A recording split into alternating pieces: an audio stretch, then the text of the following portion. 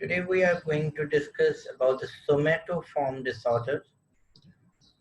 Uh, Anyone from the class had gone through these disorders or have some idea regarding these disorders? Kindly raise your hand or write your answers in the chat box.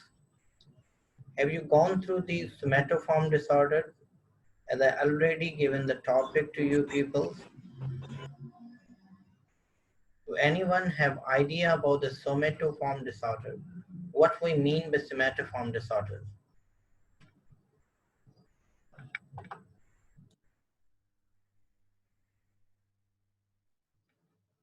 No one? Okay, let me point out again. Aksasha, are you with us? Aksasha, if you are with us, then kindly reply either sorry or either the definition of somatoform disorders, if you are with us.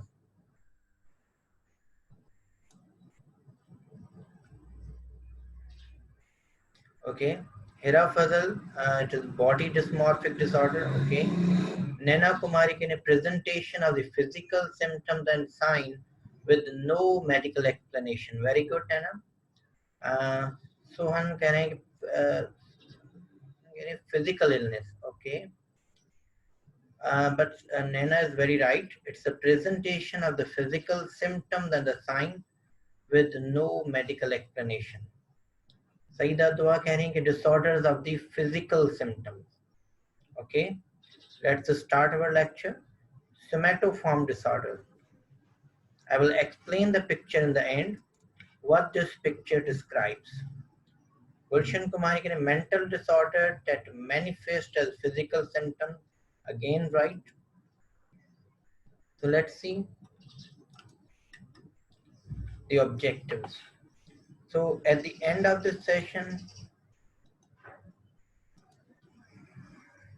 you will be able to know what is somatoform disorder, classification of the somatoform disorders, the clinical features of different somatoform disorders, and a treatment outline of different somatoform disorders.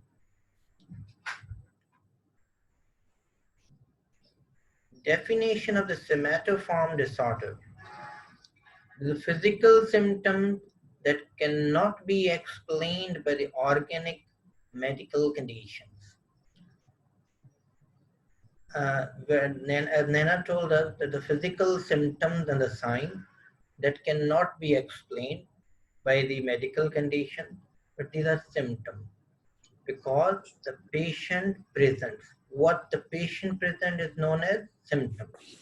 What the doctor recognizes are the signs. So these are the symptoms. So presented by the patient and they are not explained by any medical condition. It is a very, very common problem in the medical OPDs. Physicians are dealing with a lot of somatoform disorder patients in their routine in their medical OPDs. So in classification of these somatoform disorders,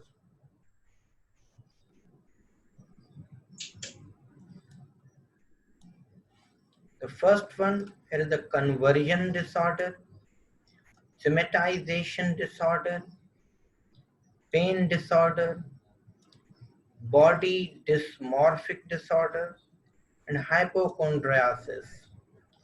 These are the 5 classes of the somatoform disorders, are the 5 categories of the somatoform disorders. We will discuss one by one. First one is the conversion disorder.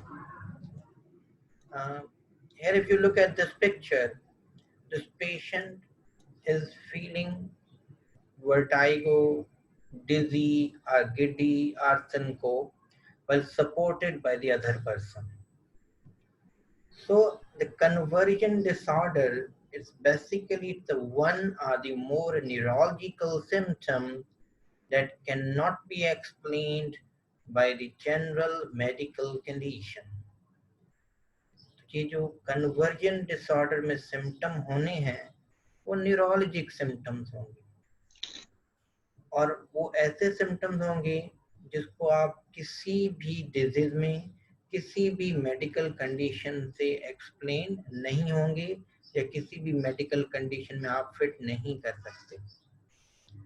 Examples हैं इनका, या इनके जो symptoms हैं, जो common इनकी presentations हैं, ये पेशेंट्स कॉमनली आते हैं डेफनेस, ब्लाइंडनेस या म्यूटिज्म के साथ, या इनको सुनना बंद हो जाता है, या ये कहते हैं हमें दिखाई नहीं दे रहा, और या ये बिल्कुल चुप हो जाते हैं। चुप होने से क्या मुराद है? ये कहते हैं हम बात नहीं कर पा रहे, हमारी जबान से आवाज नहीं निकल रही। ये कुछ कॉमन सिम्टम्स हैं। इसके अलावा पुअर कोऑर्डिनेशन के साथ भी ये आ सकते हैं। पैरालिसिस ऑफ द आर्म और लेग के साथ होंगे, but that paralysis is not fitting with a specific anatomic injury. तो यहाँ पे एक एग्जांपल अगर मैं दूं, यूजुअली मैं वही एग्जांपल देता हूँ जो मैंने अपने इस छोटे से कैरियर में मैंने जो देखे हैं, उसी के एग्जांपल मैं आपसे शेयर करता हूँ। और एग्जांपल शेयर करने का मतलब ये बिल्कुल भी नहीं है कि मैं खुद को बड़ा दिखाना चाहता हूँ या कहता हूँ कि मेरे पास इतने मरीज हैं। एग्जाम्पल और अपने एक्सपीरियंस शेयर करने से आपको बातें क्लियर रहती हैं। कन्वर्जन डिसऑर्डर का जो सबसे पहला पेशेंट मैंने देखा था, मैंने अपनी पोस्ट ग्रेजुएट ट्रेनिंग के दौरान देखा था। जब इमरजेंसी में हमने एक फीमेल देखी, रात को 2 बजे वो बदीन से यहाँ आ रहे थे, और किसी ने रेफर किया था बदीन से एक रेप्यूटेड हॉस्पिटल ने, स्ट्रोक लिख के, उसको सेरेब्रोवास्कुलर एक्सीडेंट है। जब उनको हमने उनकी हिस्ट्री ली तो ये था कि ये बात करना इन्होंने बंद कर दिया है। पेशेंट चल के आ रही थी, लेकिन सर बात करना उन्होंने बंद कर दिया है। क्यों बंद कर दिया है? क्योंकि मरीज कहते इशारों में समझा रही थी कि मेरी जबान काम नहीं कर रही। ठीक है जी, हमने प्रॉपर न्यूरोलॉजिकल एग्जामिनेशन किया, सारा का सारा न्यूरोलॉजिकल एग्जामिनेशन नॉर्मल था। जब और हिस्ट्री डिग आउट करने की कोशिश की गई तो पता चला कि घर पे कोई लड़ाई हुई थी, उस खातून को अपनी बेटी अपने भाई के घर देनी थी, उसके मियाँ को अपनी बेटी अपने भाई के घर देनी थी। जब ये लड़ाई एक शदीद रुख इख्तियार कर गई, एक वो जंग वाला माहौल वहां बर्पा हो गया, तब उस खातून ने कहा कि भाई मेरी तो आवाज ही चली गई है, मैं बात करने की कुव्वत खत्म हो गई, और थोड़ी देर के लिए वो बेहोश थी वहां पे। तो ये यूजुअली प्रॉब्लम्स होते हैं। वो म्यूटिज्म के साथ हमारे पास आई थी, और म्यूटिज्म के पास हमने उनको सेक्रेटरी वार्ड रेफर कर दिया था ताकि उनकी प्रॉपर मैनेजमेंट हो सके वहाँ पे। काफ़ी ऐसी खातून होती हैं जो पुअर कोऑर्डिनेशन के साथ भी आ जाती हैं, कुछ लोग तो पैरालिसिस के साथ आएंगे। डॉक्टर अली हसन आपको डेफिनेटली पढ़ा रहे होंगे, अगर हमारा राइट आर्म वीक है तो राइट लेग की वीकनेस होती है, यूजुअली ऐसा होता है। कभी ऐसा नहीं होता कि अगर राइट आर्म और लेफ्ट लेग की वीकनेस हो, क्योंकि इसको आप एनाटॉमिकली फिट नहीं कर सकते ना ब्रेन इंजरी के साथ। तो जो खातून आती हैं या जो मर्द हजरात या जो आपके मरीज कन्वर्जन डिसऑर्डर के साथ आते हैं, उनको इतना पता तो नहीं होता कि जब भी पैरालिसिस होगा तो कहाँ फिट होगा। तो इस तरीके की अजीब प्रेजेंटेशन रखते हैं जिनका ब्रेन की एनाटॉमी से लिंक नहीं होता। क्लियर है conversion disorder? Next is the somatisation disorder. Okay, महक फातिमा कहते हैं mental disorder that cause physical illness. Okay, somatisation disorder में अगर इसको मैं इजीली बयान करने की कोशिश करूं, उसको ब्रूक्यूट सिंड्रोम भी कहते हैं।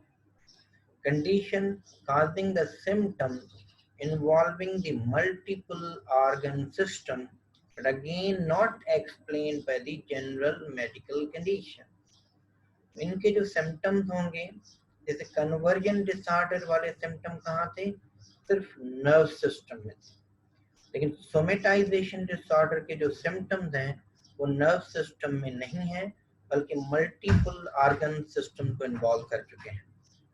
The symptoms that involve the multiple organ system are not explained by the general medical condition. Somatisation disorder को डायग्नोज करने के लिए एक प्रॉपर क्राइटेरिया है। क्राइटेरिया है, रूल है 4211 का, ये नंबर नहीं है। 4211 से मुराद ये है कि 4 pain symptom, 2 GI symptom, 1 neurologic symptom and 1 sexual dysfunction symptom. जब ये पूरी कॉम्बिनेशन आपको मिलती है तो आप उसको लेबल करते हैं सोमेटाइजेशन डिसऑर्डर के नाम से। तो अब ये बहुत कॉमनली आते हैं। यहाँ पे डिफरेंट पिक्चर्स दिखाई गई हैं, सच एज यहाँ आप देख रहे हैं कि कोई खा रहे हैं, पिज्जा खा रहे हैं, तो ये कहेंगे नहीं मेरे गले से नहीं उतर रहा, मेरे गले में कहीं स्टिक कर रहा है, मुझे डिस्फेजिया हो रही है। एक और खातून यहाँ खड़ी है, इनको एपिगैस्ट्रिक डिस्कम्फर्ट या एब्डोमिनल पेन की शिकायत है। यहाँ कोई कॉन्स्टिपेशन के लिए परेशान है, ये अपने परेशानियों के लिए डॉक्टर से रिपीटेड कंसल्टेशन ले रही होती हैं, डॉक्टर्स की फ्रीक्वेंट विजिट हैं और चेकअप हो रहे हैं। यहाँ पे इनकी साइकोथेरेपीज हो रही हैं। तो कहने का मतलब ये कि अगर 4 पेन सिम्टम बॉडी में किसी भी 4 जगह पे उनको दर्द हो रहा होगा, उनको जो जीआई सिम्टम में कॉमन है वो है epigastric discomfort, abdominal fullness, constipation. इसके साथ बहुत सारे लोग रिपोर्ट कर रहे होते हैं मेडिकल ओपीडी में। स्पेशली गैस्ट्रोएंटरोलॉजी की ओपीडी ऐसे मरीजों से भरी पड़ी है जिनका epigastric discomfort despite proper treatment of proton pump inhibitor, या जिसको कहते हैं कि हम लोग गैस्ट्रिक प्रोपेनेटिक्स या फिर H2 ब्लॉकर्स, वो सेटल नहीं होते अनटिल अनलेस आप उसको प्रॉपरली एवेल्यूट करके किसी साइकियाट्रिस्ट की तरफ रेफर न कर दें। उसके अलावा कहते हैं कि 1 न्यूरोलॉजिक सिम्टम, कोई भी न्यूरोलॉजिक सिम्टम हो सकता है, जैसे नम्बनेस, पैरास्थीसिया, हेडेक, ठीक है, और 1 sexual dysfunction symptom. It can include erectile dysfunction, premature ejaculations और लॉस ऑफ लिबिडो। तो जब इन सिम्टम्स की कॉम्बिनेशन आपको मिलेगी तब हम इसको लेबल करते हैं सोमेटाइजेशन डिसऑर्डर। अक्सर गैस्ट्रोएंटरोलॉजी ओपीडी में ऐसे मरीज आते हैं कि भाई पेट हमेशा हमारा फूला हुआ रहता है, भूख कम लगती है, हाथ पांव सुन हो जाते हैं, और फिर अलग अलग जोड़ों में दर्द बताते हैं वो, और पूछेंगे तो कब्ज भी रहती है। तो ये सारी चीजें जो है सोमेटाइजेशन डिसऑर्डर्स में आती हैं।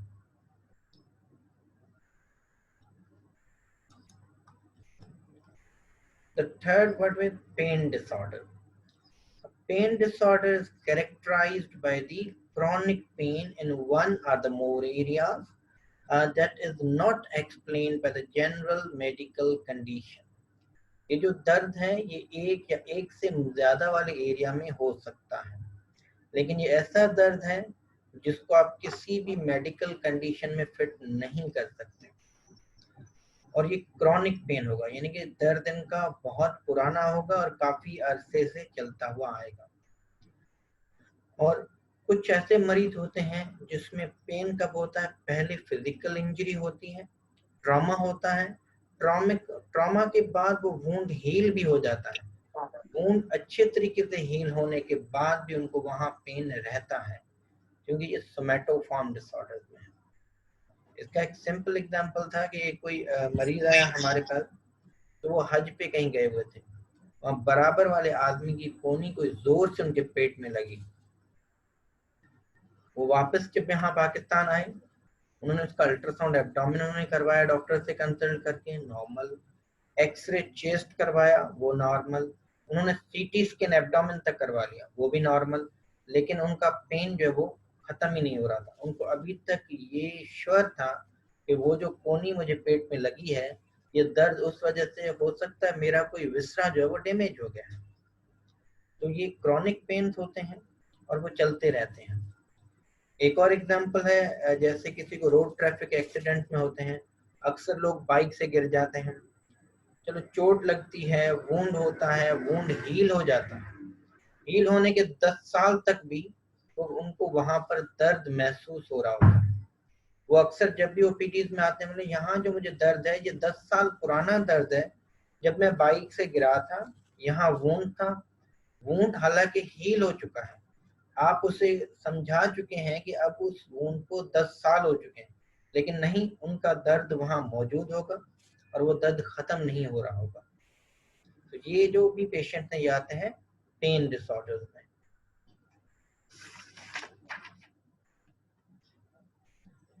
हाइपोकॉन्ड्रियासिस। अब हाइपोकॉन्ड्रियासिस में क्या है, अगर पिक्चर की तरफ देखें, ये इस मरीज का 25th विजिट है डॉक्टर की तरफ। इसी डॉक्टर के पास कम से कम 25 दफा आ चुका है। ये क्या कह रहा है, कह रहा है कि मुझे कोई प्रॉब्लम है, कह रहा है कि मेरे दिमाग में कोई ना कोई मसला चल रहा है, इसको कभी ये लग रहा है कि मेरा दिल जो है वो सही काम नहीं कर रहा, कभी इसके इश्यूज ये हैं कि मुझे लगता है मेरे इंटेस्टाइन में कहीं पे ब्लॉकेज है जिसकी वजह से मैं कॉन्स्टिपेटेड हूँ। इसको ये खौफ होता है कि मैं जल्दी मर जाऊंगा और मेरे मरने के बाद लोग रो रहे होंगे, और डॉक्टर से ये बार बार डॉक्टर कह रहा है तुम्हें हाइपोकॉन्ड्रियासिस है, कोई और मसला नहीं है, लेकिन ये कह रहा है प्रूफ दो, अगर मुझे हाइपोकॉन्ड्रियासिस है तो आप इसको प्रूव करें।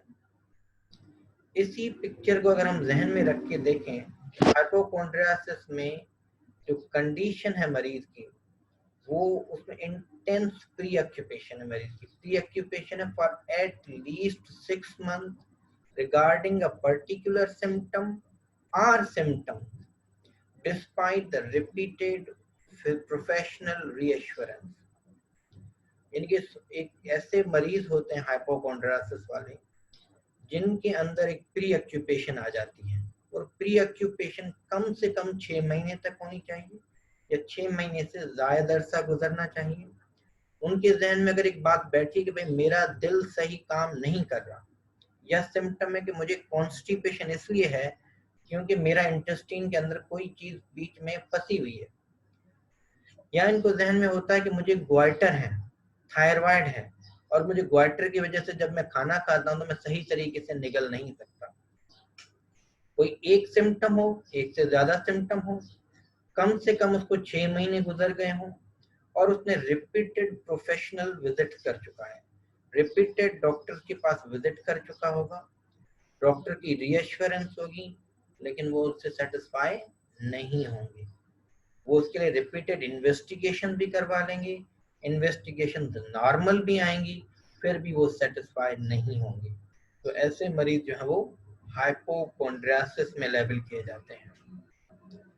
इसका एक एग्जांपल है, जो फर्स्ट पेशेंट मैंने वहां देखा था, अपनी सिकैट्री की रोटेशन में देखा था, ये जो सीजे इंस्टीट्यूट है हैदराबाद का, इसे आम जबान में आप गिद्दू अस्पताल कहते हैं, वहाँ की ओपीडी में मेरा फर्स्ट डे था। मेरे प्रोफेसर ने मुझे कहा कि आप एक पेशेंट है, इनकी हिस्ट्री लेके आ जाए। मैंने जब उनकी हिस्ट्री लेना शुरू की, वो एक खातून थी, तो उन्होंने कहा कि जो सारे थायराइड के जो सिम्टम थे, ग्वाइटर है मुझे यहाँ गले में, और मुझे जो है खाना में निगलने में तकलीफ होती है, मैं जब पानी पीती हूँ तो पानी भी अटकता है यहाँ पे, और मुझे पसीना बहुत ज़्यादा आता है, मेरा वज़न बहुत ज़्यादा कम हो गया है। अच्छा, मैं ये समझ रहा था कि ये तो सारे मेडिकल प्रॉब्लम्स हैं, और ये साइकेट्री के ओपीडी में क्या कर रही है। मैं वहीं उनको समझाना शुरू हो गया कि भाई ये आपका थायराइड का मसला होगा, आप जो है ना इसको मेडिकल ओपीडी में चली जाए, आप साइकेट्री ओपीडी में क्या कर रही है। इतने में मेरे प्रोफेसर वहां आ गए, उन्होंने कहा क्या कर रहे हो, मैंने कहा ये तो इनका मसला तो मेडिकल ओपीडी का, मैं वहीं भेज रहा था। उनका बताएं आप।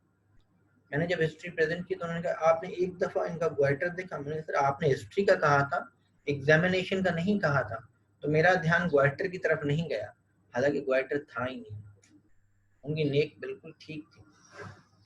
उनकी ये प्रीऑक्यूपेशन थी कि मुझे ग्वाइटर है, मुझे कोई ना कोई थायराइड का मसला है, उस मसले के लिए वो गूगल कर चुकी थी, वो पढ़ चुकी थी, सारे सिम्टम वो खुद पे अप्लाई कर चुकी थी।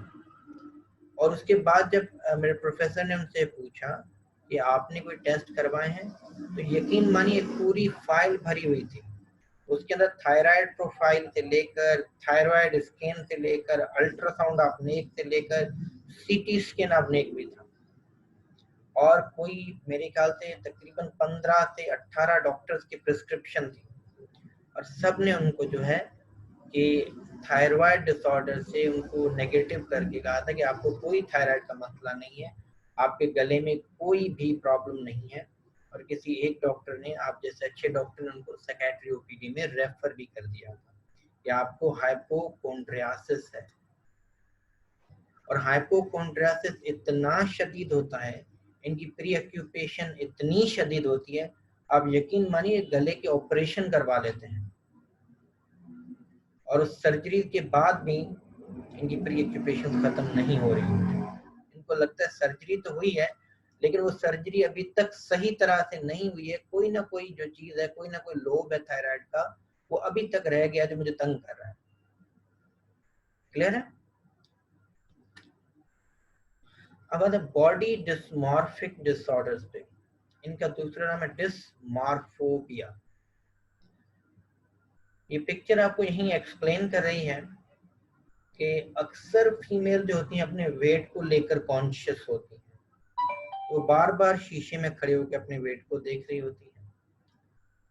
लेकिन ये जो खातून अभी यहाँ कर रही हैं, जो शीशे में देख रही हैं, या जो पिक्चर मैंने स्टार्ट में आपको दिखाई, एक बड़ी स्लिम खातून है, लेकिन जब भी खुद को शीशे में देखती है तो उन्हें वो मोटी नजर आती हैं, और फिर वो अपने आप को पतला करने के लिए डिफरेंट प्रोफेशनल कंसल्टेशन लेती रहती हैं।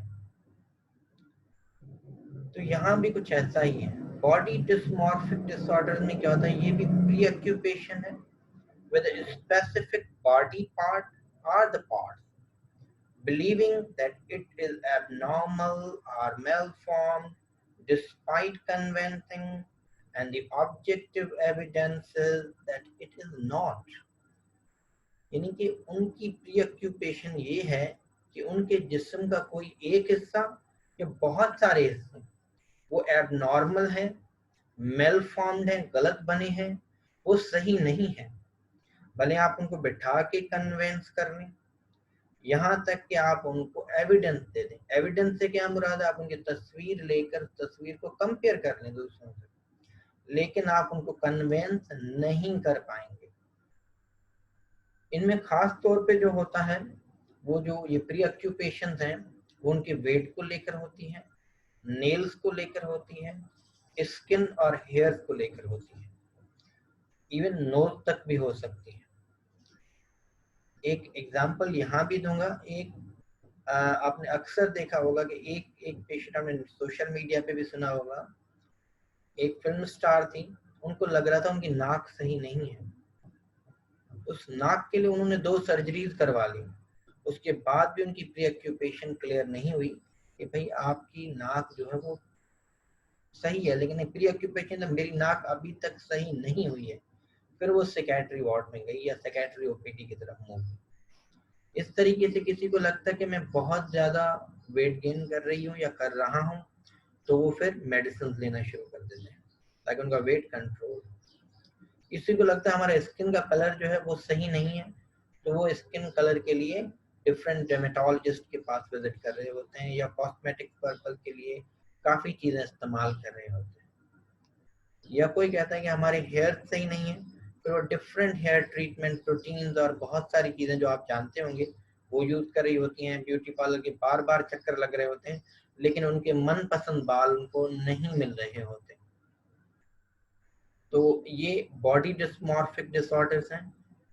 आई थिंक ये features of all this metaform disorders अब आपको क्लियर है। आगे मूव करते हैं इसके लिए।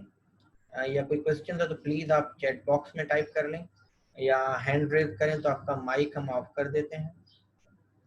Any question regarding any class of the somatoform disorder, from convulsion to the dysmorphophobia?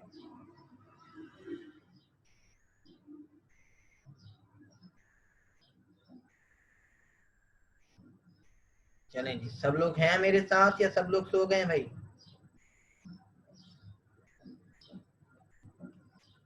अच्छा हैं, ठीक है जी। कोई क्वेश्चन है आपको भाई?